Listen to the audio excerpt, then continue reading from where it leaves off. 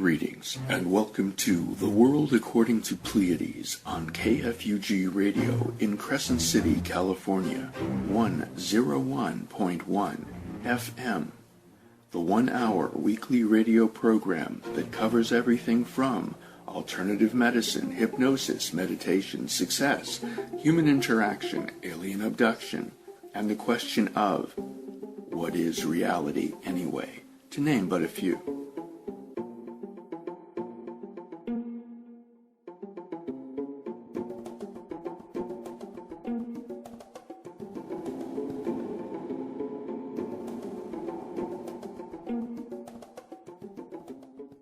I think before we actually formally begin the interview today, I'd like to mention why I ever really wanted to do an interview program anyway.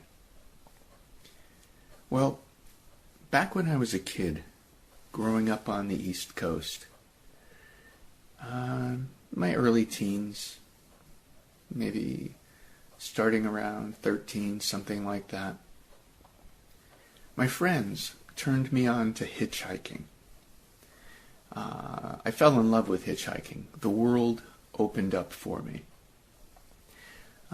Suddenly it wasn't a matter of grabbing a bus in the city to get from one place to another. It was just a matter of knowing the direction I needed to go and putting my thumb out. And that was just in the city. I quickly discovered, of course, that I could hop from city to city. At one point, actually hitchhiking from Massachusetts to Florida, which is a story in itself. But I discovered quite early on that if I could get someone talking, the ride was going to last longer. Of course, if the ride lasts longer, it's a better ride for me. And actually, once I got good at it, and it wasn't really hit and miss anymore, 8 times out of 10, pretty much I'd say, I got what I refer to as front door service, where they would just really bring me right up to the door of where I was going. Now, so that was an interesting device, an interesting tool to get better rides, but what I discovered was everyone is a story. To me, everyone is interesting. And yeah, it's true, a lot of folks like to talk about themselves. I mean, that's what made front door service possible. But on a deeper level, really what I discovered was that I like to say everyone is a book. And so that discovery, that understanding stayed with me. And I like to say book because as a kid I was an avid reader. And so discovering that everyone is so fascinating. I mean, growing up as a kid, hitchhiking, I rode with nuclear physicists, everything from nuclear physicists to people that I'm pretty sure just escaped from an asylum. That could be extremely uncomfortable. But yeah, and I'm not kidding. For any folks out there that ever did the hitchhiking trip, they know it can be pretty colorful. Anyway, I just wanted to share that yeah, to me, everyone is a book, and I've wanted to get into the interview thing for ages now, so I'm glad for the opportunity. And on that note, and on that note, and on that note, and on that note, here we have today a local author, and this local author is using the name of C. Rose, that's C, period, letter C, Rose, and I want to say welcome. I'm going to call you Rose. Okay. And I'm going to say welcome to the World According to Pleiades. Thank you for being here today. I have a list of questions that I'd like to ask you, being an author, and also at the same time, feel free to bring into the interview anything that you desire, because this is all about you. The spotlight is on you. I want to know whatever you have to share.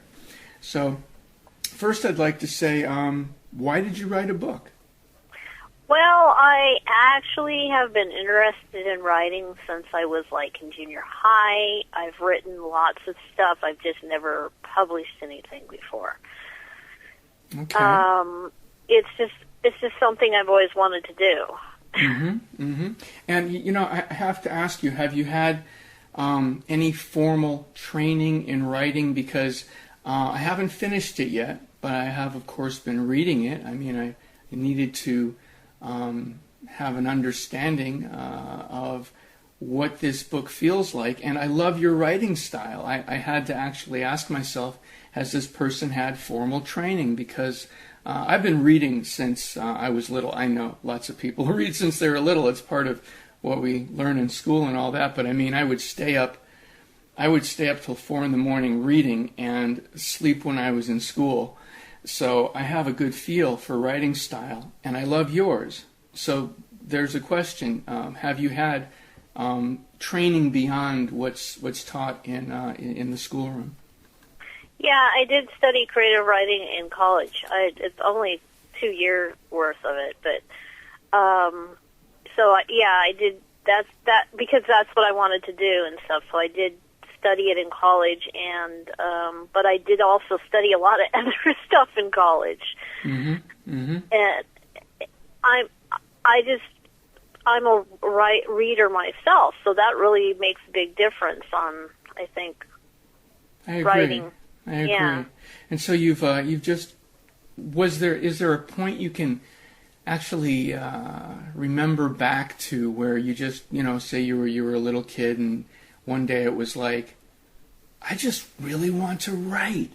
And if so, what inspired you to that? I mean, was there like a book you read or a movie or a dream or what? Well, I started writing as I said, funny enough, when I was a kid, because I'm left-handed and stuff, I had a lot of problems with writing backwards. So I didn't actually write a lot when I was a kid. When I got to be in my teens, I started getting more into writing, but I loved to read as a kid. There was always books in my house. I liked The Wrinkle in Time. I read the Wrinkle in Time series. Oh my gosh, so did I. I love that series. Yeah. And also C.S. Lewis books. Okay. And, okay, so there isn't really, say, a definite edge to it. It just kind of happened that one day, somehow along the way, you decided, want to be a writer. Well, as I said, I was always writing from the time I was fairly young. So, yeah, there wasn't really a definite time period where I said I wanted to be a writer. It just kind of, it became something I just did was write. Okay. It just became a normal kind of thing for you to do, like eating or breathing. Yeah. Okay. And, well, let's talk about you're using a pen name. And why did you choose a pen name as opposed to, using your real name? And why, at the same time, because you actually prefer to use your pen name during this interview. And so I'd like to touch on both of those. Why a pen name for the book, and then why a pen name for the interview as well? Well, actually, there's several reasons for the pen name. First off, the pen name is also what I do draw and stuff also, and the pen name is what I use for my artist signature name also. And then on top of that, the name I use in my 9-to-5 working life is actually the surname is my ex-husband's name. So that was another reason I really liked to use a pen name. Okay. And it's like, I think when I started using a pen name, I was really jazzed about the fact that so many female writers in history have used pen names to cover up their gender, so that it's focused more on this is a book of this type rather than this is a book by a woman. Mm-hmm. So there were a few reasons for it. Okay. And do you care to elaborate on that, or do you want me to ask something more specific, or? Well, I can elaborate on the fact that there's an interesting thing in it. By using my pen name, there's a character that's going to come up in the story later. My pen name, when you put the letters together, spells a misspelling of the word crows. Mm-hmm. And there is actually a character in the book by that name. Mm-hmm, definitely. So it kind of played into making this, almost like putting myself in the book. It was kind of fun in that way. Mm-hmm, mm-hmm. Yeah, when I realized that, which was only just a few moments ago, it kind of made me go, oh, wow, that's interesting. So that brings a whole new layer into it for me. Definitely. Yeah, and as you can see, a lot of the names of my characters in the book are puns. Mm. I'm kind of one of my influences is Douglas Adams. I guess that's kind of why that happens. Oh, I love Douglas Adams. Yeah. Oh yeah, and there's I think everybody that you read gives you a little bit of an influence on your writing style. Mm-hmm. That's why I think it helps if you're a writer to read a lot of different types of stuff. Mm. Okay, I appreciate that. Definitely. Now, what's the title? The title is Hereafter Glow. Hereafter Glow. It's kind of interesting how I came to that. I realized that, okay, there's the word hereafter, right? Like after death, right? Because and there's afterglow, yeah, which is that feeling you get after a spiritual experience. Okay. But it also is the light you see right after the sunset, so it has kind of two meanings to it. Okay. Yeah, there's layers to that as well. Yeah. So it just felt right for the story. Mm-hmm. And I know you're going to ask me, because we talked about the questions, I know you're going to ask me about the other titles I thought of, and the other title I had for it didn't really work. Once the story got finished, it didn't fit the story anymore. Okay. So, in my original working title was like when the door opens, I believe it was. And it was kind of based loosely off of a story called Wind in the Door.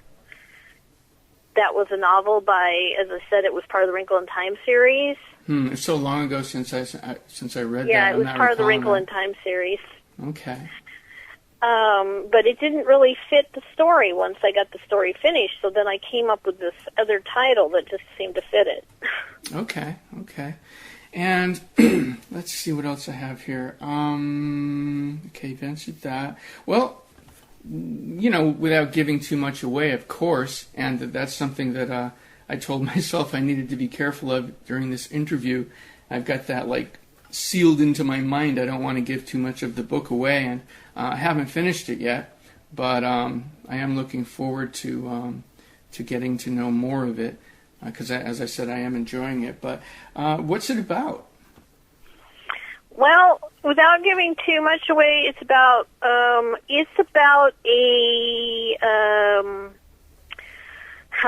well, the title kind of says what it's about already. It's about the afterlife, but it's about more of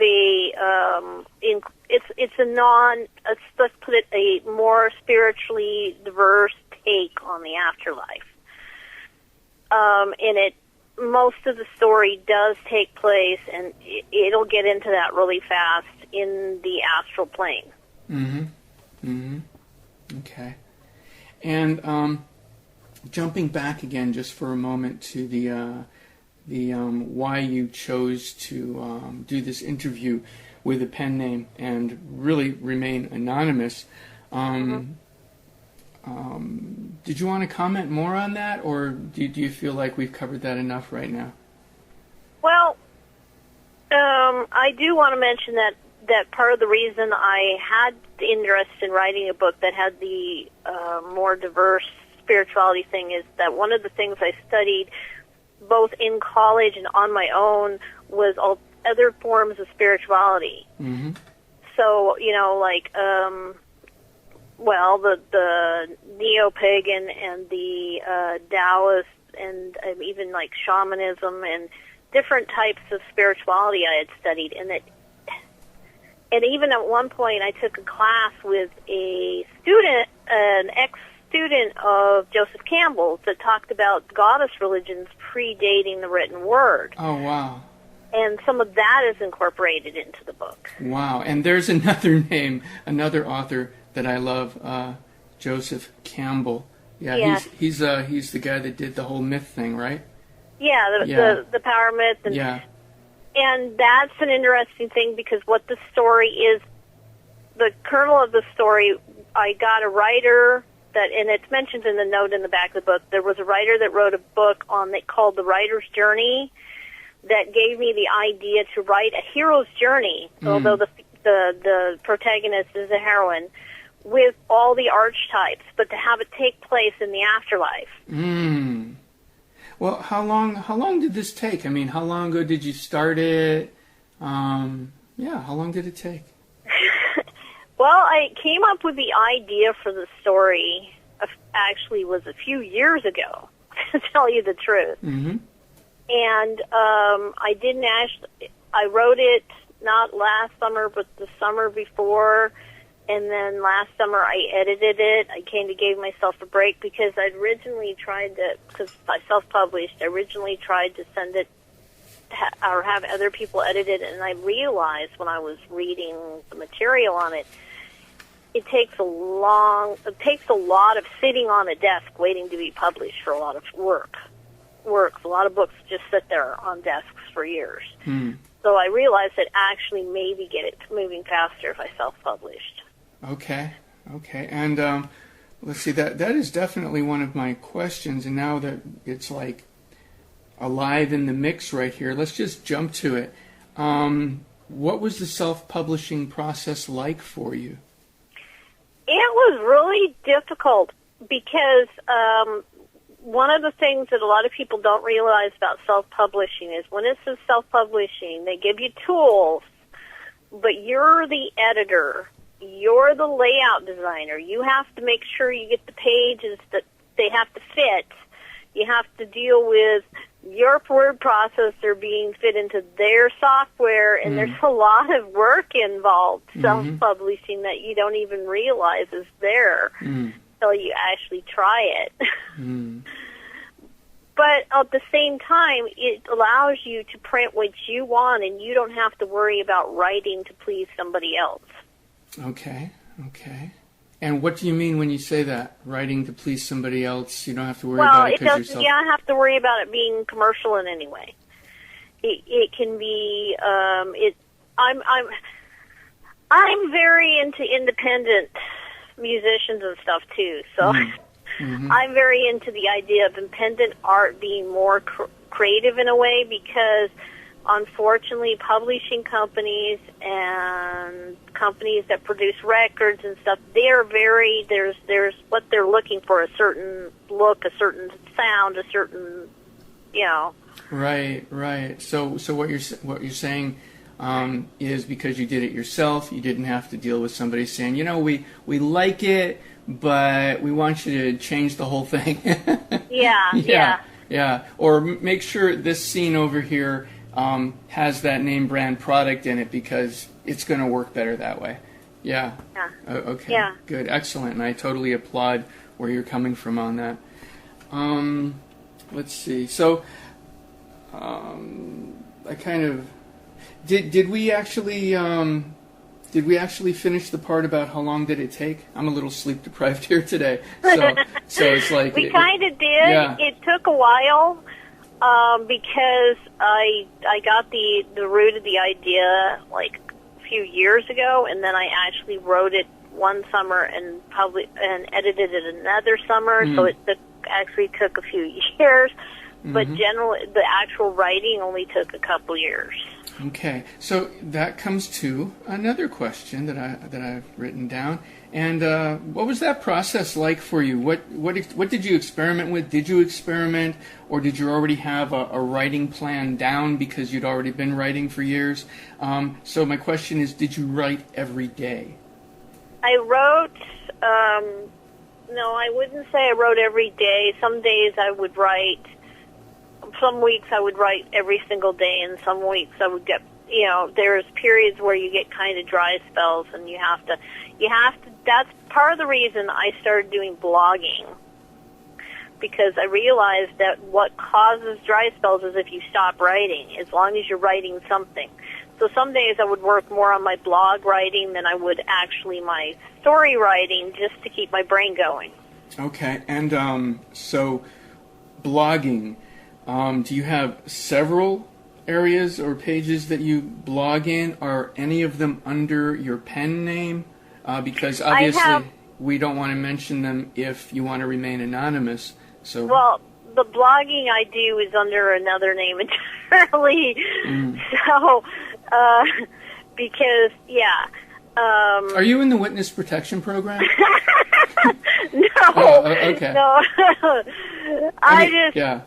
I just use a different name entirely because I have used that name for years online, so it just kind of became the name I used when I used for blogging, and it's really, and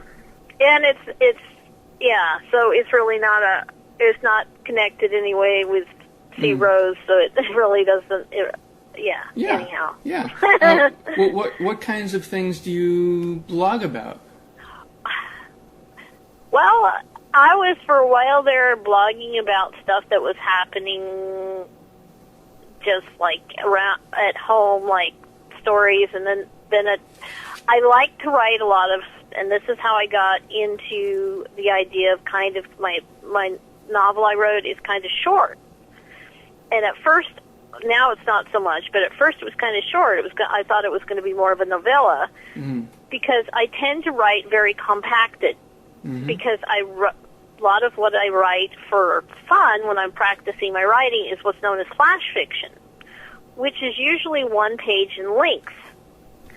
So I'd write these whole stories that were one page in length to practice my writing. So that kind of thing, I wrote a lot of fiction like that too. So, and sometimes poetry, although not the rhyming type of poetry, but rather the kind of poetry that I studied in college, which is more the free form. And so, okay, you've written a book. It took a couple of years to move from one end of it to the other. And so, do you feel like you're an exceptionally disciplined person? No, not really. Not really, although I can be. That's the thing, is I can make myself do that, but it's like I have to really, I'm not particularly disciplined, no. Okay. To get kind of a little off track with that, it's like I took a couple of years to write this one, but during the time I wrote that one, I already have seeds for two other stories relating to this story. Nice. So, like sequels or part 2, part 3? Well, the funniest thing about it is when I wrote this one, it's called Volume 1, but I'm not sure what to do with my self-publishing yet because I don't know how the process works with the place I published at, if they'll let me do this. But Volume 1 is the only one that has to be read in order. That is my idea with what I'm doing with it. The one I'm working on, or the one I came up with, is actually going to be a prequel. It's one of the characters in the story, what happened to him before the story. Gotcha. And the other one is supposed to, I guess it would be considered Volume 2 because it's what happens next. Interesting. But I want to make it an independent story from the first one. Okay. And let's see, so did we mention where people can find this book? You self-published. We talked a little bit about the process. So where did you self-publish this? Through Amazon.com. They have both the Kindle version and the paperback version of it. Right, and I'm actually reading it on my Kindle, and I just want to comment. You know, some books out there that I get to my Kindle that have been apparently self-published, they don't really work that well. I mean, the book might be interesting and things like that, but somehow it's like software-wise something didn't happen right, and it's a bit of a there's some challenges when it's on my Kindle. I like to have my Kindle read to me. It's one of the features I really enjoy. And it can get really stupid. It just can. I won't even go into all the details. But yours is working. I mean, there's no glitches. So did you just get lucky? I mean, how did you manage? This is your first shot at this, right? Well, if it's reading it aloud, it's possible that if there were self-published books, that maybe the writers didn't keep their spelling in check. And maybe spelling errors could have. And also, the other thing that happens with the Kindle is you have to adjust size margins on making sure it'll fit into the Kindle. Because yours is working perfectly. I mean, it's absolutely perfect. And at first I was thinking, okay, self-published, I hope it's not going to, keep repeating words and stuff like that. I don't know why it does that with some books, but it does. But yours is perfect. So, I was curious as to how you managed to pull that off, because you got it right the first time. So there must be different. Did you use the Amazon site software? There is an Amazon CreateSpace software that you can actually self-publish on. Okay, because I think there's different methods people can use. So apparently what you used really works good.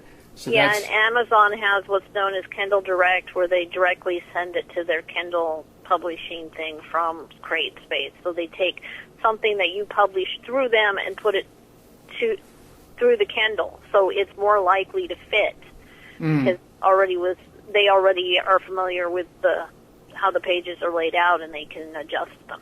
Okay, so for somebody listening who's thinking, gee, I've got this book, I'd love to get it into Amazon, on Kindle, all that stuff, what kind of tips and tricks could you share right now, just off the top of your head, to help them with that? Well, one of the things they need to keep in mind, this was a big sticking point with me, is you need to keep in mind that the page size on your word processor has to line up with the page size that you're going to have your book actually be, because the site gets confused otherwise. That was one of the big problems I had. So when you're writing the book, when you get down to where you want to put it in there, if you want to use and it's free to use, you need to make sure you consider how big of pages you want and adjust your margins so your pages look the way you want them to before you send it to the site. It sounds complicated, but it's really just a matter of adjusting those margins beforehand. Okay. So that's huge, obviously. Yeah, it is huge, because otherwise it really messes up, and you have to go back. And the other thing you want to consider is CreateSpace is an open forum, so if you put your book up for editing and this is why it took me another year to edit my book. Yeah. Because I put my book in the review section of Amazon.com. Well, you got to consider it's a forum. It's not the experts of the site. It is random people who feel like commenting on your stuff. So it has trolls in it. Oh, ouch. So beware of trolls. Yeah, for real. Oh, my God. So I gave up on that and decided to just re-edit my book and do it on my own without getting them to review it, because I realized they weren't giving me advice. They were just telling me things that you didn't really need to hear to grow as an artist. Yeah. Oh my God, trolls! That's a whole program in itself. It's like, oh my God, somebody had like a bad childhood or something. I don't know. And they didn't deal with it well. I mean, we all have our challenges, right? Let me see. So when you actually send it off to have Amazon, make it. Is that free because they know they're going to make money off of it, or do you actually have to pay for that? Well, they do pay for the printing costs, but they tell you exactly how much it'll cost to print, and then they say, okay, based on the printing cost for this book, you have to charge this much for the book to keep from having to pay for the books to be published. So they won't let you get below they won't let your royalties get below the printing cost. Okay. So they tell you to adjust it if your royalties are not high enough to cover printing. Okay. So that's pretty good. They're pretty good about making sure that you. And they also told me, they gave me advice that I didn't expect. There's a lot of books on Amazon that are free. Okay. For the Kindle, I was told not to do that by Amazon because there are people that hoard Kindle books. Hoard Kindle books that they get for free, and they will use the material from unknown authors as their own material online. So they advised against doing that if you're a new author. Okay. Now, if somebody's doing that, aren't they taking the risk of getting sued, or they're just kind of figuring... Well, that's what they consider, that an unknown author won't know that they can sue for copyright violation. That's what they consider. Wow. Okay, that's really good to know. Yeah, definitely. I want to ask you, would you say you were driven to write this story? Actually driven... And so go ahead, if you will, share some on that. What was the drive and that just really propelled you through the process that just caused you to go from one end to the other? Well, a lot of the characters in this book, there's a couple characters in this book, and this is part of the reason I use pen name too, getting back to pen. There's at least 2 characters in this book that are based on real people I have known. Okay. And one of them... So... There was the dealing with those people, the memories of those people, both good and bad ones, and you'll be able to tell which is which when you read the book. And there was also the desire to tell my personal take on the whole spiritual, explore my own spirituality on the page, and possibly see if I could find people. Maybe, if I can share my spirituality on the page, and maybe people who share a similar view, that can read that and they can say, oh, I feel that way too, kind of connect with people. It was a feeling, just the desire to connect with like-minded people that kind of encouraged me to write this at the same time. Yeah. But yeah, maybe a little bit of exercising personal demons, because basically when you write, and this is one of the things that would be good advice to new writers. You're putting yourself on the page, regardless of whether you think you are or not, because if you're not putting yourself on the page, you're not being authentic. And if you're not being authentic, your voice won't be an original voice. You know what I'm saying? Yeah, for sure. And so you have to be authentic on the page in order for it to sound not contrived, to sound real, and yeah. So that's part of the drive, is to just try to put yourself out there and connect with people that are like-minded in that way. And how about the story itself, that reality that you were expressing? That reality, yeah. Oh, I read... It's, as I said, it deals with the astral plane, and deals with, and as you'll find when you read the book, there is 49 chapters in the book for a reason. Because I was really into, at one point in my life when I was much younger, I was into reading a lot of the theosophy books, H. Blavatsky, and I read some really cool books on the astral plane, and they talked about there being 7 times 7 layers to the astral plane, which is 49, which is where the number for the chapters comes from. So when I laid it out, I did actually lay it out like that. I didn't know if... I like that. Yeah. And I saw when I was, and in the later years when I was reading the stuff about the hero's journey, I saw a connection there. There was, with the layers and the fact that there were the different gates that the hero would go through and the different archetypes that the hero would run into in the story and how they would fit into that. And it was kind of nice putting that together. It's like what I had read about the astral plane was like the bones, and the hero's journey was more like the muscle of the story. Mm-hmm. And how they fit together like that is just really was, it made it worth writing. Really nice. For that reason. I like that there's layers to this. It's much more than just it's just chapter this, chapter that. It's like there's significance even to the number of chapters that you have. I just love that.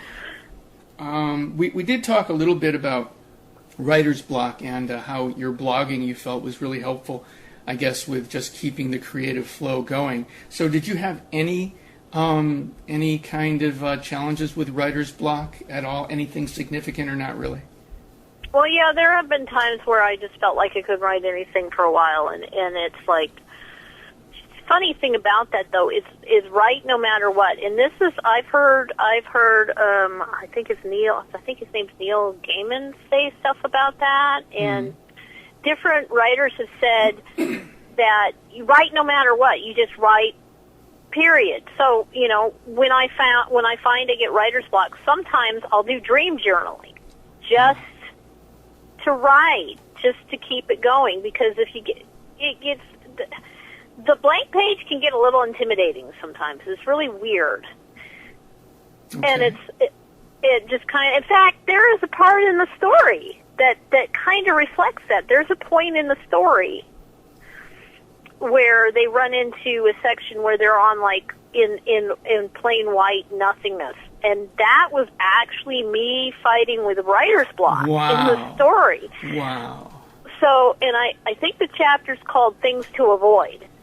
It's actually things to avoid. That's awesome. I mean, I feel it somehow. Yeah. I'm not sure if I can express this the way that I'm feeling it, but it's like somehow in your sharing that, I feel like I've actually, like when you see in a movie or whatever, or maybe even in a dream, somebody steps inside of that painting on the wall. Just somehow with you sharing that, I feel like I just stepped into a page in the book. Somehow it caused it to become more alive in my own reality, or maybe me more alive in the reality of that. I don't know. Somehow I felt a really strong connection with that. Thank you. Thank you for sharing that. I love the way that it manifested in that reality. Wow. And that's really, that's leaping out at me. It is. Yeah. Let's see. What else do I want to ask you here? I'm looking at my notes. Okay. Was there anything in the experience of writing this story that actually surprised you? And if so, what was it? Well, here's the funny thing about that. When I wrote the story, there's the main character, which, as you know, in the description of the story, is Miranda Wright. Mm-hmm. She was meant to be, the story was meant to just follow her, period. So then there's this other character that comes up earlier or later in the story, Crow, who's following her. Mm. As the story progresses, for some unknown reason, that he becomes the co-main character of the story. Mm. You start seeing the story half the time from his point of view, and it's like it was like a realization of that character's personality became more dimensional than I had intended him to be to start with. I intended him just to be kind of an archetype of the. Basically, he's supposed to represent the Anubis, the male shadow self of the female character. But as he went along, he became more dimensional and more human. Okay. shall we say, as he went along in the story. Where she was the human character, and she was going along on this journey and running into all these different other characters. He became more dimensional himself at the same time. And so, did your pen name come into being before? Or I after? had the pen name originally. In fact, I didn't know what to name him when I first started out the story. I didn't know what to name him. But he's a shapeshifter, and he turns into a murder of crows. Gotcha. That's where the idea came from. Oh, that's what I should name him. Okay. And so had Crow's personality already filled out to that point when you named him Crows? Not really filled out. I was just intending on making him the shadow self and not really doing anything with him. Because I mean, it's actually your pen name. And yeah, I know. Isn't that weird? So I'm thinking on a subconscious level, you really knew all along. Yeah, I kind of probably did. I probably didn't realize it until I got more and more into the story. But yeah, I kind of fleshed out. Just more of how this book is all part of your own personal life journey. And it kind of creeped me out a little bit at first. But because I've read The Dark Half by Stephen King, and that's just like, But it's like the shadow part of the self, and this is the part of the thing that interesting is he becomes more fleshed out, is he becomes more human. Is it important? It's not bad. A lot of people see it as bad. It's part of you that you need to deal with. It only becomes a problem when you don't deal with it. I love it. I think it's really awesome. Oh my God, it makes me want to just grab a pen and start writing and see who comes in. So is there anything else you'd like to share on that? I do encourage people, it's like, to write or play music or draw, or I think that artistic expression of any form is really important to spiritual awareness. Well, let me see. Where did the idea of this story come from? And maybe you already said that. If I'm asking, I kind of already said it, but it's like, as I said, it was a combination of interest in the astral plane, wanting to explore the whole hero's journey that plays out again and again and again in both sci-fi and fantasy. Yeah. And also maybe exercising a few personal demons, and it culminated with the fact that I have always wanted to like write a book, and then this other stuff kind of built on that. Okay. Now we've already covered this one. I'm just going to read it out loud, this question, even though we have covered it, in case something else leaps into your mind. I've heard some writers express that sometimes characters take on a life of their own. So that's pretty much what happened with the Crow's character, isn't it? Okay. Let's see. I've also heard some writers mention that it was their belief that they were tapping in somehow to a world/reality that already existed before they found it. So did you have any sense of that? Like this is a world/reality that was going on anyway? You will find there's at least two characters in this book that allude to that. There's a couple characters in the book. The one that she meets right away, whose name is Windrake, he will allude to that in the story. But there's another one that she runs into later that I don't want to give too much away. Yeah, for sure. That he frequently alludes to the fact that characters, there's that part of creation is pulling out stuff that's already there, just beyond our reality, kind of tapping into a hidden, you can call it collective consciousness, you can call it just like whatever you want to call it, tapping into that. And part of it is, and the other character suggests part of it is that you curate something, it comes into being on it, it comes into being when you create something. It's like you put out energy to create something, and it becomes more real, so to speak. But it's interesting that, I do believe there's a collective consciousness where we have shared fantasies or mythologies, so to speak. Okay, let's see now. Some writers have like a lucky hat they wear, or a lucky pen they use, or I don't know. Do you have like a lucky keyboard, or did you write this primarily using a word processor, keyboard or pen, pencil? I did use it. I did type it using the same keyboard and stuff, but it's mostly because that's the computer I have. What I kind of like to do, as far as having something I like to do, is I actually have music I listen to while I write, specifically. Any specific type of music, or? Well, lately it's been a lot of Beatles music, but okay. It tends to be a softer, kind of older, like pop/rock music is what I tend to listen to when I write. Okay. Just because it's not distracting, but at the same time I can listen to certain songs and they can help me. Like if I'm trying to get a certain emotion out on paper and it's not coming, there's certain songs I can listen to that kind of help me do that a little bit.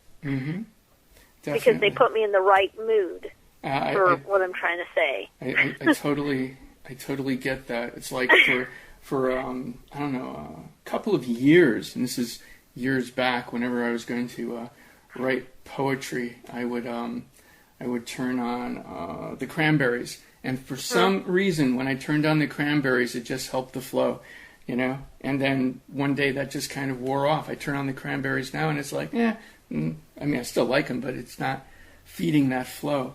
Now, the main character, did you feel like that spotlight is shared now, or is there still the main character? Well, she still goes through the change, but the thing about it that's interesting is she finds out at a certain point she's going through this thing and she's dealing with all these different characters, and it's changing her as she's going through the story. But she changes. What happens is she changes the characters around her as she's going through the story also. So that's what happens, and he expresses that at the end of the story. I can't get into too much of it, but it kind of wasn't until I got to the very end of the story that I realized, okay, I had two stories I was working on ideas for. I realized that those characters that I was working on, the stories I was working on for the ideas connected to this other story, because I could safely place her in the future story and this other character in this past story. And they fit there. And it allowed me to kind of expand on the direction I was going with her and stuff. So yeah, she's still the main character of the story, but she did flesh out this other character a little more. Okay. Is there anything, let's see, what perhaps would they or she want us to know, that main character? What would she want us to know that isn't really mentioned in the story? If that character could, actually speak through you now, is there anything that she would want to share with the people listening? And that's okay if nothing comes to you. It's just one of those questions. One of those questions. Well, I think what Miranda would want to share is that, contrary to what some people feel, that change is a good thing, and that the alternative is stagnation, and it's not a good thing, and that it's not, just because it's a good thing doesn't mean it's an easy thing. Mm-hmm. Okay. And how about crows? If crows could send a message out through you right now, does anything come with that, or giving your characters a chance to speak into the world here? And once again, it's okay if nothing's coming. It's just one of those questions, Crows is a bit of a tough one to say what he would say, because it's like, as I said, it was kind of not really originally planned for him to be that fleshed out. Mm-hmm. But I guess the best thing that he has to say is you can't change your past, but you don't have to be destroyed by it. Mm. And that's kind of what the catalyst with the whole changing thing was, is that he didn't necessarily get destroyed by his past, even though his past was pretty bad, which he gets into the story a little more about that, and you find out more about it. Okay. I can't really get into that too much. Yeah, for sure. Let's see. So your book is available on Amazon now. As I mentioned, I've got the Kindle version. It can also be purchased in a hard copy. And the title is, let me see again here. I know you know the title. I should know the title. I'm reading it. Hereafter Glow by C. Rose, and that's the letter C, Rose. And, knowing what you know now, if you were just beginning this process, what would you do differently? Would you do anything differently, or do you feel like you would basically do it just all the same way again?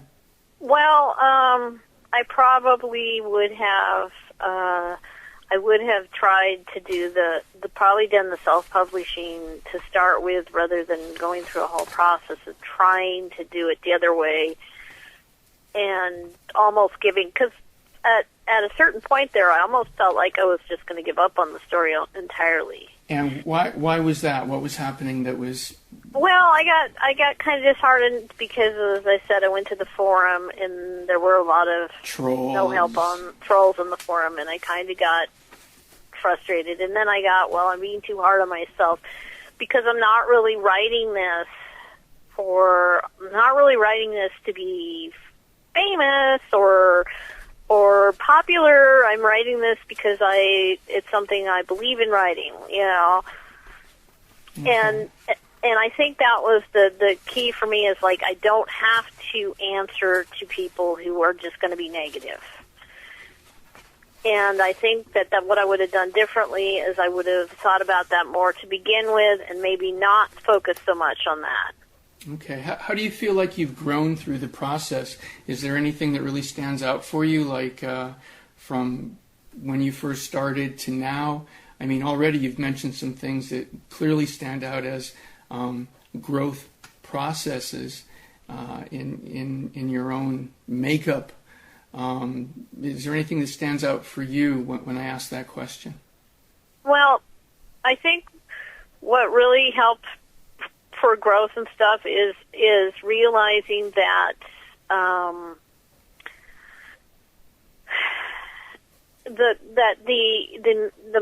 the message you're trying to convey in your story is more important than worrying about.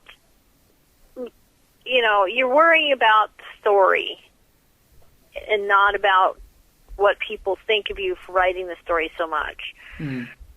And it's like, because a lot of people, they want to become writers because they want to become famous. Okay. And that's one thing I learned in college, though, that was really helpful for me. A lot of people who are writers don't become famous. Or if they do, they're miserable anyhow. Mm. Writing is an expression a lot of times of what's going on in your life, and a lot of times the more interesting writers didn't have exactly great lives, like a lot of painters didn't. Okay. So what am I trying to say? I'm rambling. I'm sorry. No, you're. It might seem like rambling from your side, but I'm right with you. You're expressing yourself. I think you just got lost consciously and didn't realize that you were still expressing yourself. It's okay. But I'll use that as just a moment to ask. How about struggling with a word or a phrase? Did that come up much for you? And if so, how did you get past it? Well, yeah. Sometimes the word I wanted didn't, or the word I put in there didn't quite work, because there's, when you're writing with creative writing, there is a artistic side to it, and sometimes the words you choose don't necessarily fit the character, or they don't fit the mood, and you had to. That's one thing you have to think about when you're writing with stories that have a lot of characters in them. It's the different personalities, and certain characters, a certain word just won't fit for them, and you want them to say this, but you want them to say this in a way that they would actually say it. That sometimes is tricky. Mm-hmm. And well, here we have C. Rose, and the book is Hereafter Glow. That's Here After Glow. Available on Amazon.com. You can get that in hard copy or Kindle. And we've been doing this interview today, and I really appreciate your being here. Just before we leave, is there or are there any thoughts that may have come up during this interview, or just anything you'd like to share with the public to help them understand? Or well, I did want to say that the process is an ongoing process with writing, in that if somebody wants to become a writer, they need to just keep doing it every day that they can, because it is an ongoing process. Mm-hmm. Mm-hmm. And not necessarily the easiest thing, but it's that stick-to-itiveness that'll finally get it done.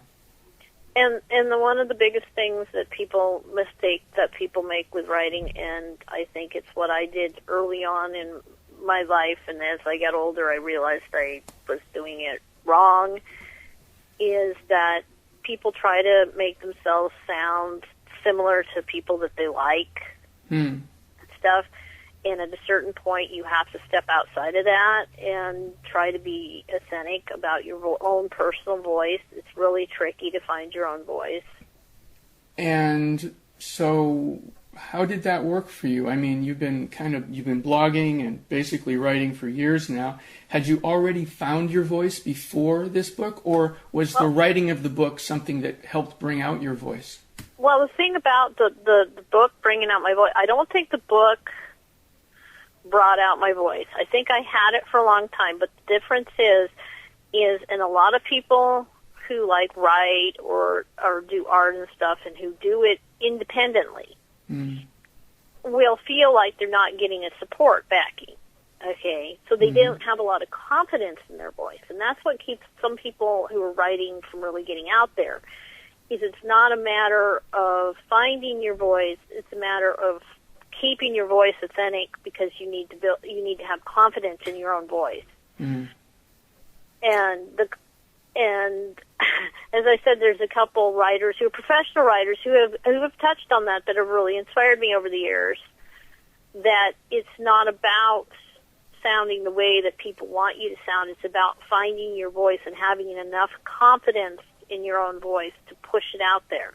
I like that. And, actually that brings up more questions for me, but we are out of time, so I will save those questions until your next book. And I am looking forward to your next book, because I am enjoying this book. And I'm sure that when I finish it, I'll be waiting for the next one. So on that note, I want to say thank you again. C. Rose, Hereafter Glow. Thank you very much for being on The World According to Pleiades. Well, thanks for having me. You're welcome. And it controls what we remember. And it controls what we remember. And it controls what we remember. And it controls what we remember. And it controls what we remember. Us working in it. And it controls what we remember. Us working in it.